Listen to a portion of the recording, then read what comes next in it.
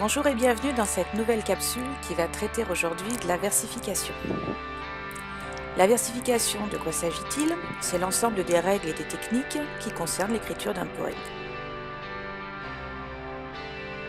Quand on parle poésie et poème, trois mots viennent d'emblée: vers, strophe et rime. La plupart du temps, les vers s'organisent en strophes. Les types de strophes les plus connus sont notamment le quatrain et le tercet, mais il en existe bien d'autres. Le vers, que l'on appelle également mètre dans le langage poétique, c'est un nombre donné de syllabes. Lorsqu'un vers comporte 12 syllabes, on parle d'alexandrin. Lorsqu'il en comporte 10, c'est un décasyllabe, et lorsqu'il en comporte 8, c'est un octosyllabe. Mais il existe également d'autres types de vers. Comment compte-t-on les syllabes à l'intérieur d'un vers? Il faut prendre en compte le E muet devant une voyelle. Ainsi, dans l'exemple d'Arthur Rimbaud, c'est un trou de verdure où chante une rivière. Les E de verdure et les E de chante ne seront pas prononcés.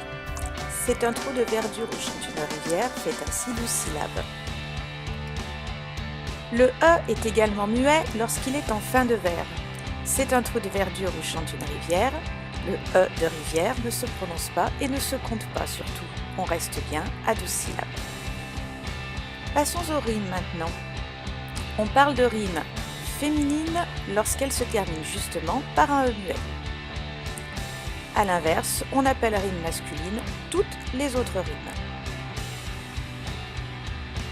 L'organisation des rimes peut se faire de trois manières. Elles sont plates ou suivies lorsqu'elles suivent un schéma AA-BB. Elles sont dites croisées lorsqu'elles suivent un schéma AB-AB. Et enfin, elles sont dites embrassées lorsqu'elles suivent un schéma ABBA.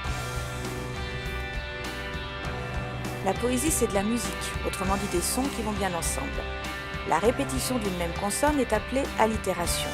Ainsi, dans les vers de Verhaeren, « Voici le vent sauvage de novembre », on peut noter une allitération en V. Dans le vers de Racine, « Pour qui sont ces serpents qui sifflent sur vos têtes ?»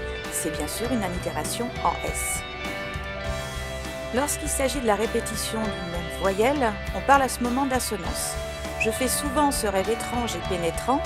Dans ce vers de Verlaine, on peut noter l'assonance en an. Deux notions encore pour conclure. Lorsque la phrase se termine au début du vers suivant, on va parler de rejet. Ainsi, dans ce vers de Rimbaud, il dort dans le soleil, la main sur sa poitrine, tranquille. L'adjectif qualificatif tranquille est rejeté au début du vers suivant, afin de le mettre en valeur. Lorsque la phrase se poursuit sur l'ensemble du vers suivant, il s'agit alors d'un enjambement. Les pieds dans les glaïeuls, il dort. Souriant comme sourirait un enfant malade, il fait un somme. Ici, Rimbaud termine sur le deuxième vers, ce qu'il avait commencé dans le premier. Ce qu'il faut donc retenir. Autour du vers, les notions d'alexandrin, de décasyllabe, d'octosyllabe. Pour la strophe, les quatrains, les tercets. Les rimes qui peuvent être plates, croisées, embrassées, féminines, masculines. Et enfin, les notions d'assonance, d'allitération, de rejet et d'enjambement. Et voilà!